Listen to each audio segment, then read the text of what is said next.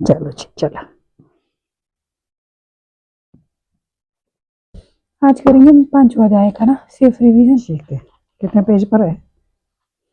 इधर देख लो, 102 कि 202। 201। तो जो हमारा जो 5वां अध्याय है ना, इसकी जो जो मेरे को समझा है मैं बता देती हूँ आपको, फिर आप मेरे को बताना, ठीक है। तो इसकी जो शुरुआत हो रही है वो तो हो रही है, देखो अर्जुन के प्रश्न से ही हो रही है इसमें। पहले तो कि हे कृष्ण, पहले आप मुझे कर्म त्यागने के लिए कहते हैं, जो कि भगवान जी ने बोला ही नहीं अभी तक था। देखो, फिर भक्ति पूर्वक कर्म करने का आदेश देते हैं। क्या आप कृपया करके निश्चित रूप से मुझे बताएंगे कि इन दोनों में से कौन अधिक लाभप्रद है? तो इसमें भगवान जी से जब अर्जुन ने प्रश्न पूछा तो अर्जुन के जो उत्तर में भगवान जी बोलते हैं, बल्कि देखो इसमें बोला है, पहले तो द्वितीय अध्याय में बताया था भगवान जी ने, पहला अध्याय तो प्लॉट था, दूसरे अध्याय में भगवान जी ने आत्मा और उससे शरीर का क्या संबंध है वो बताया, और उसी में बुद्धि योग और भक्ति द्वारा इस भौतिक बंधन से निकलने का भी वर्णन किया है। तृतीय अध्याय में बताया भगवान जी ने कि ज्ञानी को कोई कार्य नहीं करने पड़ते हैं। चतुर्थ अध्याय में भगवान जी ने अर्जुन को बताया कि सारे यज्ञों के बारे में बहुत विस्तार से वर्णन किया था चौथे अध्याय में भगवान जी ने। तो अंत में भगवान ने अर्जुन को सलाह दी थी कि पूर्ण ज्ञान से युक्त होकर तुम उठो और युद्ध करो।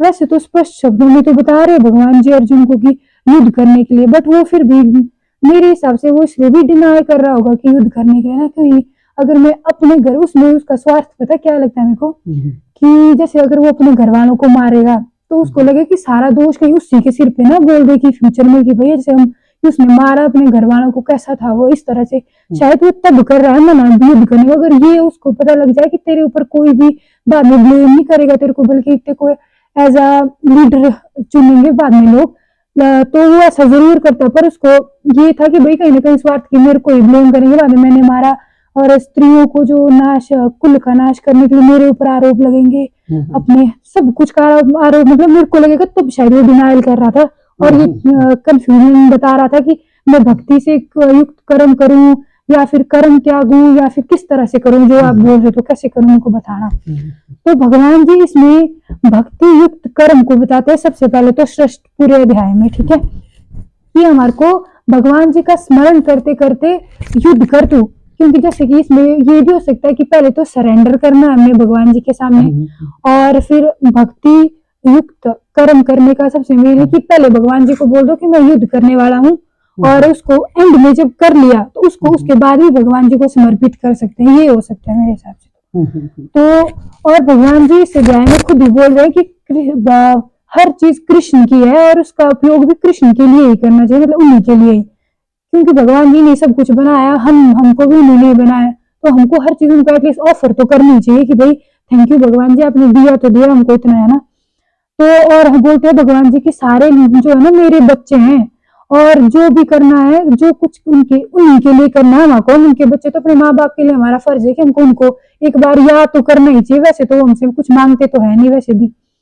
तो इसमें बोलते हैं कि आत्मज्ञान, और आत्मज्ञान होता है सांख्य योग, है ना, और कर्म योग एक ही है, और इनका उद्देश्य भगवत प्राप्ति है। और ये वाला था ये कि भाई आप चाहे पढ़ पढ़ के क्या बोलते हैं भगवान जी को जान लो, या तो कर्म करके, कर्म में आ सकता है शायद ये भक्ति वाला मार्ग है ना, कि पूजा पाठ या कुछ ऐसे इस तरीके से, जैसे हम पढ़ के जान रहे भगवान जी को कि भगवान जी क्या थे, सेल्फ रियलाइजेशन करें, मतलब अगर हमने खुद को जान लिया तो भगवान को भी जान लिया, बेसिक सी बात है। तो बोलते हैं कि आत्मज्ञान से कर लो या फिर कर्म योग से, तुम्हारा मेन उद्देश्य मेरे को ही पाना है, चाहे तुम इधर से पकड़ लो उधर से पकड़ लो नाक को, पर आना तो तुमने वैसे ही है। तो फिर बोलते हैं कि और सबसे पहले जो भी कर्म करोगे वो भक्ति भाव से करना है, द्वेष भाव ये दूसरे ईर्ष्या से नहीं कुछ भी करना है, मन में एक भक्ति भाव होना जरूरी है मतलब। और संपूर्ण कर्म कृष्ण को समर्पित भी करना है। और आप मेरे को बताओ ना कि कृष्ण को समर्पित कैसे करें, वैसे ही ना कि भाई थैंक यू करके आज का हमने सारा आपको समर्पित कर दिया, सही ना। असल बात ये है ना कि जो अर्जुन है उसने एक बात पकड़ ली है, जैसे इसमें बोला ना कि तृतीय अध्याय में ये बताया गया है कि ज्ञानी को कोई कार्य नहीं करने पड़ते, उसने ये लाइन पकड़ ली है कि विज्ञानी को काम नहीं करने पड़ता तो मैं काय वो करूं, इसे अच्छा कि मैं ज्ञान ही अर्जित करूं। या ताकि आपसे मैं ज्ञान लूं। हाँ बच जाऊंगा युद्ध करने हाँ से। हाँ, मैं उससे मैं प्राप्त करूं, क्योंकि भगवान जी ने ये इस बारे में भी बताया है कि जो ज्ञानी भक्त है वो मुझे बहुत प्रिय है। हम्म, तो इसलिए उसको ऐसे लगता है कि भाई ये सहज काम है ना, हाँ, मैं किसी को बच मारना जाऊंगा, पड़ना हाँ ना, बच किसी जाऊंगा। कुछ और कुछ भी नहीं है, ज्ञान कर लिया और भगवान को प्राप्त कर लिया, एक बात। और दूसरी बात ये है कि समर्पण की बात ये है कि जैसे हमारे लिए कोई कोई हमारे को चाय भी पिला देता है तो हम उसका शुक्रिया अदा करते हैं, मतलब ग्रेटफुल होते हैं हम कि अरे भगवान ने भाई इतना हाँ, को जीवन तो दिया। भगवान ने देखो हमारे को सारा इतना बढ़िया मानव शरीर दिया है, फिर सारे अंग ठीक ठाक दिए, अंधे होते, काणे होते, लंगड़े होते, लूले होते तो क्या करते। तो इसलिए उनका उन्होंने ऐसी चीजें की हैं कि जो दुनिया की चीजें नहीं। आप आंख अब तो डोनेट करते हैं, कोई वो भी मिले डोनर तब, अदरवाइज जो अंग हैं हमारे वो उन्होंने हमको फ्री में दिए हैं, उसको तो हम टेक इट फॉर ग्रांटेड हो गया कि भाई ये वो तो उनका काम था दिया, लेकिन हम उनका शुक्रिया अदा नहीं करते हैं। तो इसलिए जो समर्पण की बात है वो तो एक तरह का शुक्रिया है, भगवान को नहीं चाहिए लेकिन हमारा फर्ज बनता है।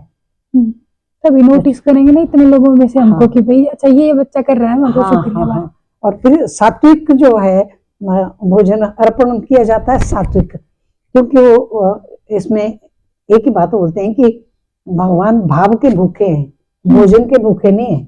लेकिन सात्विक भोजन तभी होगा जब हम लहसुन प्याज ये मांसाहार वगैरह ये ना हो। सात्विक भोजन से मेरे को लगता है कि कहीं ना जैसे हम गुस्सा बहुत कम हो जाता है, कम मतलब ये तो विकारों की बात है ना, मतलब जैसे हाँ, अगर प्रैक्टिकली हाँ, अगर देखा जाए बिल्कुल ना कि बिल्कुल मतलब हाँ, जो भक्ति भी करनी होगी तो भी सात्विक आहार जो है ना वो मनुष्य में कोई भी करो ना ये क्रोध वगैरह जो ये काम वगैरह जो है ना ये तमोगुण से आते हैं। तो जब हम खाना सात्विक खाना खाएंगे तो हम सत्वगुणी हो जाएंगे। इसलिए सात्विक तीनों गुणों में सबसे अच्छा सत्वगुण माना गया है। तो इसलिए अब और 5वें अध्याय से लेकर 6वें अध्याय में भगवान जी ने एक बात पे बड़ा जोर दिया है कि हमको सभी को चाहे वो समभाव से देखना है, चाहे कोई भी जानवर ले लो, पेड़ पौधे ले लो, आप मतलब कोई भी हो, फिर जैसे कुछ भी, तो हमको उनको एक दृष्टि से ही देखना। और मैंने 5वें अध्याय में और 6वें अध्याय में भी बहुत ज्यादा जिक्र किया, भगवान जी ने इस चीज का बार बार किया वो भी। और कहीं ना कहीं भगवान जी शायद ये अर्जुन को मेरे को लगता है इसलिए भी बोल रहे होंगे क्योंकि उसके सामने देखो उसके एक भाई थे, उसके अपने गुरुजन भी थे, सारे रिश्तेदार, हाँ, तो वो देखना चाहिए, बोल रहे थे कि शायद मैं भी इनको सबको एक समान दृष्टि से देखो कि मैं ही उनमें हूँ। तो तू उनको नहीं मार रहा, बेसिकली मेरे को कर रहा है, पर मेरे बच्चे इस तरह से हो सकता है कुछ, शायद उसका ऐसा है ना कि आत्मा तो वो देख रहा है कि चलो सब में आत्मा है, लेकिन वो आत्मा को अमर की दृष्टि से नहीं देख रहा है। तो जैसे दूसरे ध्यान बोलो कि आत्मा तो अमर है, तो अगर तू मरेंगे तो शरीर, और भगवान जी ने ये भी बोला है कि जो अगर तू नहीं भी मारेगा ना, मरना तो है ही, कोई भी संसार में आया है क्योंकि शरीर नश्वर है, आज नहीं मरेंगे कल मरेंगे, मरना तो है ही, लेकिन आत्मा अमर है। तो इस बात को एक तो वो भुला रहा है, और दूसरी बात मैंने बोला ना कि वो ये पकड़ के बैठा है कि ज्ञानी हो गए तो स्यापा खत्म हो गया, ना मारना पड़ेगा ना युद्ध करना पड़ेगा, तो बच भी गए, ना कोई पाप लगेगा। सबसे बड़ा उसको यही है कि मेरा कल्याण किस में है, अपने वही तो स्वार्थ हो चुका है, वो सब सोचता है कि मैं ज्ञान करूंगा तो मेरा कल्याण हो जाएगा, लेकिन अगर मैं युद्ध करूंगा तो मेरे को पाप लगेगा। और इसमें ना स्टेबिलिटी की प्रैक्टिस के बारे में भगवान जी ने एक तो सबको संभाव से भी देखना और हर सिचुएशन में खुद को भी संभाव जैसा फील करवाना है, क्योंकि अगर जैसे दुख में भी हमको संभाव रहना है, क्योंकि कल दिन अगर उसके वो उनको मारता है तब भी उसको बिल्कुल संभाव ही रहना पड़ेगा एक जैसा। अगर वो नहीं मारता है, चलो मार तो देता है, नहीं मारता तो भी उसको वैसे रहना पड़ेगा कि तो इस दो चीजें बताता है कि संभाव से देखना भी और खुद भी रहना हर एक सिचुएशन में खुद को। मतलब ये कि जो युद्ध करना है वो कोई स्वार्थ के लिए नहीं है, भगवान जी ने बोला धर्म संस्थापन के लिए किया है, और दूसरी ये कि कर्तव्य समझ के करना है। और 5वें अध्याय के श्लोक नंबर 27 से हो जाता है शुरू। यहाँ पे देखो ध्यान के बारे में भगवान जी थोड़ा थोड़ा बताते रहते हैं थोड़ा, और अगले अध्याय के 32 श्लोक तक भगवान जी ध्यान योग के बारे में ही बता रहे हैं उसको, बट फिर वो बाद में डिनाई करे तो वो भी उससे नहीं हो पा रहा है। तो यहाँ पे ध्यान योग 27-28 श्लोक में बारे में बताते हैं भगवान जी, और इसमें मन, इंद्रियों और बुद्धि को हम कैसे कंट्रोल में करें। पहले बता देता इंद्रियों को, अब ये पूरा जो है 6 चैप्टर इसमें सिर्फ मन के बारे में कि मन को वश में क्यों करना जरूरी है और ये कैसे होगा, इस चीज के बारे में तो हम आगे करेंगे ना। और आप बताओ फिर आप 5वें। उसमें सिर्फ इतना ही बोला था कि छठे में ये मन की बात इसलिए आई क्योंकि जो इंद्रिय हैं, इंद्रियों को संयम तो करना ही पड़ेगा, लेकिन भगवान जी ने बताया कि जो बुद्धि है वो सारथी है और जो मन है वो लगाम है। और जो घोड़े बताए हैं वो इंद्रियां हैं, 5 घोड़े बताए हैं ना। एक जैसे वो चित्र दिया है कि पीछे सारथी है, उसके बाद वो लगाम है, लगाम के बाद घोड़े हैं। ये सब प्रतीक हैं, घोड़े जो इंद्रियों के प्रतीक, लगाम जो मन के प्रतीक, और जो बुद्धि है वो सारथी की प्रतीक। तो असल में होता तो ये है कि मन के गुलाम होने चाहिए वो, क्योंकि मन जो है वो लगाम है, वो खींचनी चाहिए उन इंद्रियों को। लेकिन होता ये है कि इंद्रियां कितनी बलवान है कि मन को ही अपने गुलाम कर लेते हैं कि एक इंद्रिय जहाँ चल पड़ी तो मन उसके पीछे ही चल पड़ता है। होना तो चाहिए कि मन मालिक है और इंद्रियां उसकी दास होनी चाहिए। लेकिन ये तभी बोला उसने प्रश्न किया कि तो बुद्धि देगी उनको कि बुद्धि हमारी जब वैसी है। नहीं, इंस्ट्रक्शन तो बुद्धि हमारी हमेशा अच्छी रहती है, लेकिन मन जो है वो विचलित हो जाता है। इसीलिए छठे अध्याय में मन को ज्यादा कंट्रोल करने के लिए बोला है कि मन को हमने अपने मन को समझाना है कि तू मालिक है, तू लगाम है, तू खींच सकता है इंद्रियों को, तेरे बस में इंद्रिय होनी चाहिए, ना कि तू इंद्रियों के बस में। इसलिए पूरा जोर इसलिए मन के ऊपर है, क्योंकि मन अगर आपका वो है, क्योंकि ऐसे एक उदाहरण आते हैं, एक उदाहरण मैंने पढ़ा है कि जो जनक राजा के बारे में तो गीता जी में बहुत बोला हुआ है। तो जनक राजा के पास ये जो व्यास जी जिन्होंने सारे पुराण लिखे हैं, उनका बेटा जब शुकदेव, तो उन बोला कि वहां जा, तेरी जो परीक्षा होगी। तो उसने बोला कि मैंने भागवत आपसे पढ़ लिया सब कुछ, तो मैं अब पास हूँ। तो व्यास जी ने बोला कि राजा जनक जी के वहां जाओ। तो राजा जनक जी के वहां गया। तो राजा जनक जी के वहां ये 2 उदाहरण हैं। एक तो ये कि जब वो गया तो उसने देखा कि जो राजा जनक के जो लेटे हैं साथ में उनकी पत्नी लेटी हुई है, तो उन्होंने हाथ उसके ऊपर ऐसे रखा हुआ है। तो उनको लगा कि ये कैसा, ये किसके पास हुई थी, ये तो बहुविलासी आदमी है ना राजा, ये तो ऐसे है, ऐसे कैसे। हाँ, तो इसलिए उसको ये ठीक नहीं लगा। तो वो कहते हैं एक बार तो मूड आया हो। फिर उसके बाद व्यास जी ने बोला होगा कि नहीं फिर से जाना। तो अच्छा, एक उदाहरण ये हो गया। दूसरा एक उदाहरण था कि राजा जनक जो है उन्होंने एक भोज रखा। भोज रखा तो संतों साधुओं को सबको बुलाया और रखा। वो भी एक परीक्षा थी। उसको सुखदेव जी ने भी देखा।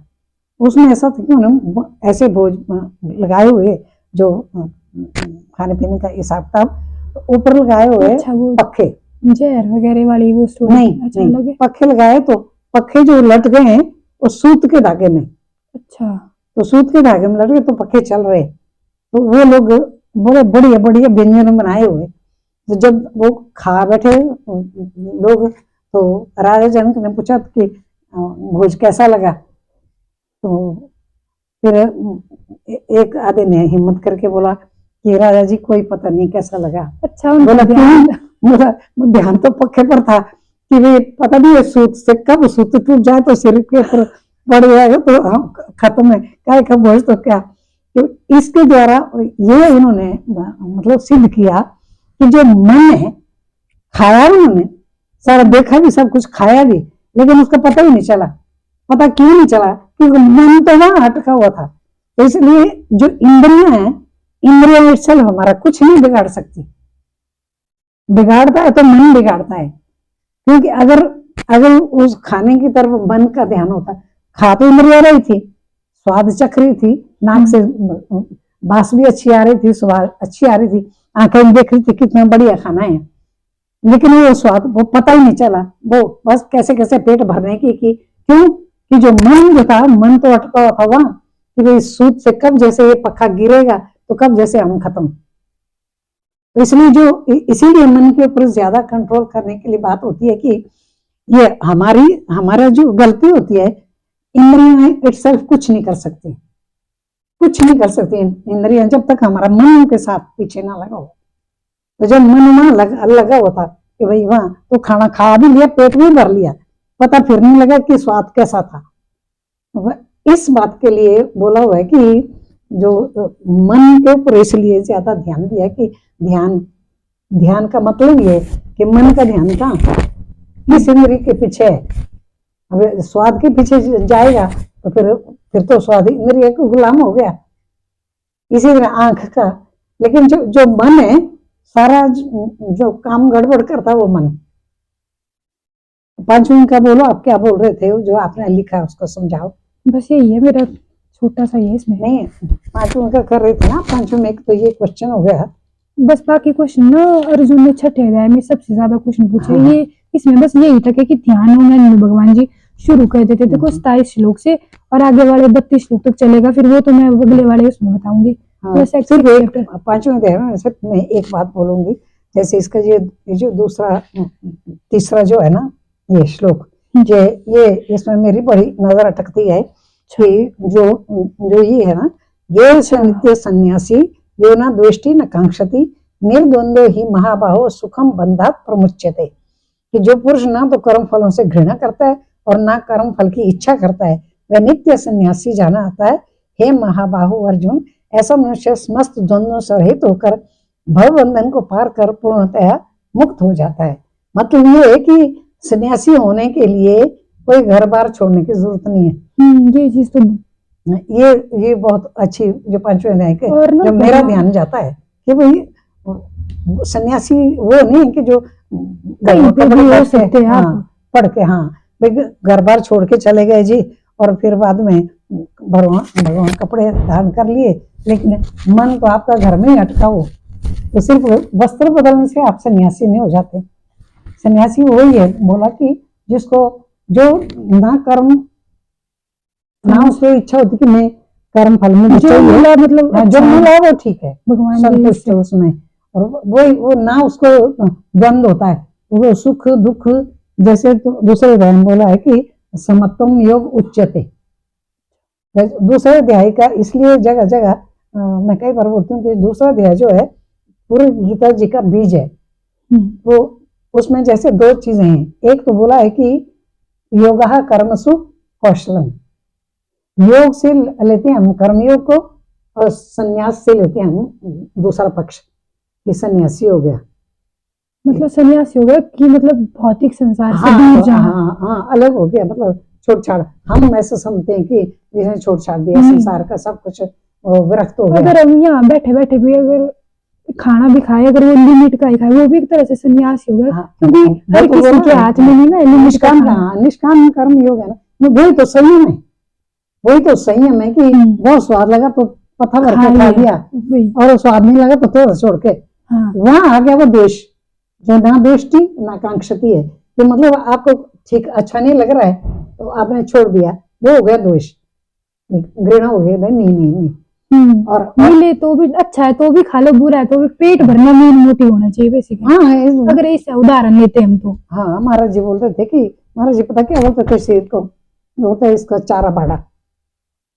अच्छा, वॉशरूम वगैरह भी जाना हो तो शिव महाराज बोलते थे इसकी सर्विस कराएं। अच्छा, तो इसलिए ये जो इसका जो इसको जिंदा रखने के लिए ये शरीर चले, क्योंकि बोलते हैं ना, इदम शरीरम खलु धर्म साधनम, धर्म साधन के लिए शरीर का होना बड़ा जरूरी है।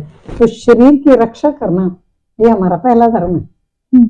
तभी तो भगवान की सेवा करेंगे। नहीं तो बुढ़ापे टाइम जाएंगे, जैसे कही जाते हैं ना कि वो बुढ़ापे टाइम जाएंगे, आश्रम में को भी बोलते हैं ना ऐसे, आश्रम में जाएंगे जी बुढ़ापे, मतलब उस टाइम भगवान जी को आपकी सेवा करनी पड़ेगी उल्टी, नहीं तो तो आपको जवानी में आना था। हाँ, आप दूसरों के ऊपर डिपेंड होंगे। हाँ, वही। हाँ, वो बोलते थे, कुमार जी बोलते थे कि जब भगवान को चढ़ाओ तो ताजा फूल चढ़ाओ, बासी फूल थोड़ी चढ़ाना, बासी हो जाएंगे बूढ़े होके। तो ये भी लोगों का वो है। मिसकंसेप्शन है। हाँ, तो ये शरीर की रक्षा करना शास्त्रों में पहला धर्म बताया गया है। कहते हैं कि आदि शंकराचार्य एक बार जंगल में थे, तो कुछ खाने को नहीं मिला उनका, तो बिल्कुल मरणासन हो गए। तो एक चंडाल था, तो चंडाल खाना रोटी पका रहा था, तो चंडाल के हाथ से भी खाई है, क्योंकि शरीर की रक्षा पहला धर्म आदमी का। हाँ, तो इस जब आपका शरीर है तो कोई तो धर्म करे। अपनी अपनी बोली में भी एक कहावत है कि दे रख के धर्म, दे आपकी ठीक है तो तब धर्म हो पाएगा, नहीं तो नहीं हो पाएगा। तो इसलिए ये जो मेरा जो फेवरेट श्लोक है वो ये है 5वें अध्याय का तीसरा, कि वो उस जो काम करता हुआ भी सब कुछ खाता पीता, यही दिया ना पश्चिम वही है कि समभाव रहना है अपने आप। खाता पीता, हवन करता, दान करता, तप करता, जो भी है वो सब कुछ करते हुए भी समझो नहीं करता। जो कर्म और अकर्म का बताया था ना, तो वो इसीलिए होता है। वैसे तो कर्म, अकर्म और विकर्म, विकर्म को तो छोड़ ही दो ना, वो तो निषेध ही है शास्त्रों में। जो नहीं करना है वो बिल्कुल ही नहीं करना है, तो निषेध। जैसे मांसाहार नहीं करना है, वो हो गया विकर्म, ठीक है। मांसाहार किसे करें, कोई और भी गलत, किसी को त्रास देना, किसी को मारना, ये सब कुछ। लेकिन कर्म और अकर्म में ये बिल्कुल सूक्ष्म लाइन है कि कर्म जो है आपका पुण्य कर्म होना चाहिए, सत्य कर्म होना चाहिए। और अकर्म जो कब बनता है, निष्काम कब बनता है, वो तब बनता है जब आप बिना स्वार्थ के जब आप करते हैं जो काम। अच्छा, इसका एक बढ़िया एग्जाम्पल पता क्या है? हमारा हार्ट। हाँ, क्योंकि वो बिना उसको, वो हमारे से कोई स्वार्थ थोड़ी, उसको दिल को तो अपना काम करना ही पड़ेगा, पूरी शरीर में देता है वो। क्या बोलते हैं, खून है ना। बिल्कुल। अगर उसको अपना स्वार्थ होता है, वो जिस दिन बंद कर देगा हम मर जाएंगे। हाँ। ये चीज लगी, एक दिन सोच रही थी मैं, हार्ट सबसे बेस्ट एग्जाम्पल है ये मानव शरीर में निष्काम भाव से वो अपना कर्म कर रहा है। बिल्कुल बिल्कुल। बल्कि हम तो तेल खा रहे, घी खा रहे, और इसको बल्कि बीमार करवाने की वो लगे हैं। वही तो संयम है, वही तो इंद्रियों का संयम है। तो इसलिए जब जो आदमी जब जैसे काम कर रहे हैं, जैसे सपोज करो, छोटा सा एग्जाम्पल है, जैसे कई लोग, जैसे मान लो फर्ज के, जैसे मैं, हमारा आज हवन है, तो अगर मैं इसमें बड़ा अहंकार करूं कि मैं तो हवन कर रही हूँ, मैं तो बड़ा वो नहीं, ये कर्तव्य है हमारा, यज्ञ करना कर्तव्य है। जैसे शरीर को खाना पीना देना हमारा कर्तव्य है, जैसे शिमाल इसमें गीता जी में बोला हुआ है कि जो कई आगे भी आएगा बहुत 18वें अध्याय में, कि जो लोग जबरदस्ती का व्रत करते हैं, जबरदस्ती तपाते हैं, शरीर को भी कमजोर करते हैं, तो भगवान को बोलते हैं कि मेरे को दुख दे दें, मेरे को भी दुख दे रहे हैं, क्योंकि भगवान हमारे अंदर बैठे हैं। ममई वांशो जीव लोक है 15वें अध्याय में बोला कि मैं पूरा जो जीव सृष्टि है उसमें मैं हूँ, कण कण में भगवान है। तो इसलिए लेकिन जब हम निष्काम कर्म करते हैं, भी हमारा फर्ज है ये। जैसे जैसे माँ बाप हैं, हम माँ बाप की सेवा कर रहे हैं, तो वो हमारा फर्ज है। फिर वो बच्चे एहसान न दिलाएं माँ बाप को कि भाई हम तो आपकी सेवा कर रहे हैं, एहसान नहीं है, ये कर्तव्य है। और कर्तव्य करने के बाद उसका अहंकार नहीं करना कि भाई हम तो ये कर रहे हैं। तो माँ बाप ने भी तो तुमको बच्चा पढ़ लिख के इतना बड़ा बनाया, पाल पोस के इतना बड़ा किया, वो तो नहीं ना एहसान कर रहे माँ बाप। तभी तो होते हैं दुनिया में कि सबसे निस्वार्थ प्यार जो है वो माँ बाप का होता है, कि वो कहते हैं बच्चा ठीक ठाक हो जाए, वो ठीक ठाक अपने इंडिपेंडेंट हो जाए, तो हमारा काम है इतना।